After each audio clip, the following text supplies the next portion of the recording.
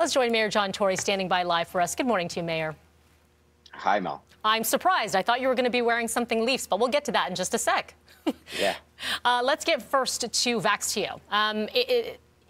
We have hit, if you could maybe correct me, if we're definitely above that 65% for vaccination for one dose. Yeah. Do you have more of an exact number on that and where we stand? Well, I think we're at about 66% or something, Okay. but I think the number of doses I'm sure of, which is 2.038 million since we began, doses put into people's arms. Some of those are second, but most are first.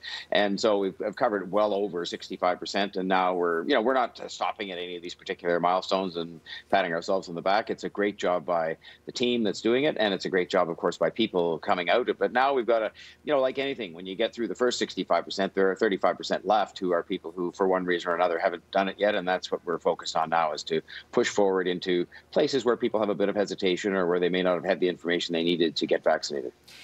What is the theory in that 35%? Is it hesitation? Is it people that don't plan to get it at all? Is it that they just need more info? What is the theory behind that number?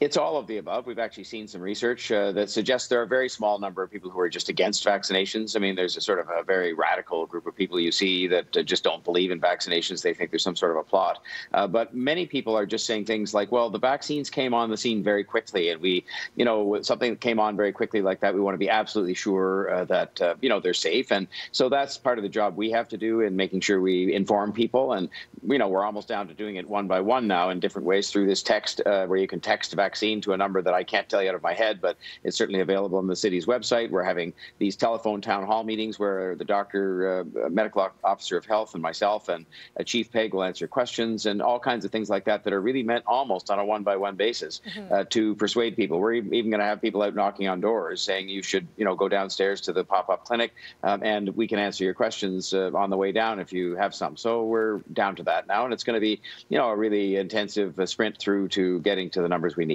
I'm curious, we've seen in, say, Ohio and New York, there are various incentives to get people vaccinated. Do you think the city of Toronto would ever get to that point where incentives are being offered?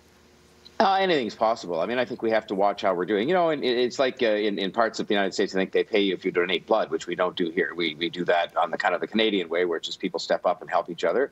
And I think here, this kind of method we're using, where we're going door to door and informing people and getting people to support each other, having trusted people in the community, persuade people they should get vaccinated. I think that's the way we would probably do it. But you don't rule anything out. I mean, we want everybody to get vaccinated, both for their own health, of course, but also so that we can reach the threshold necessary to reopen in the city under Premier Ford's roadmap. So, we haven't really spent any time discussing that, but it's not my place to rule anything out. If we thought it was necessary to get people vaccinated, that's the objective.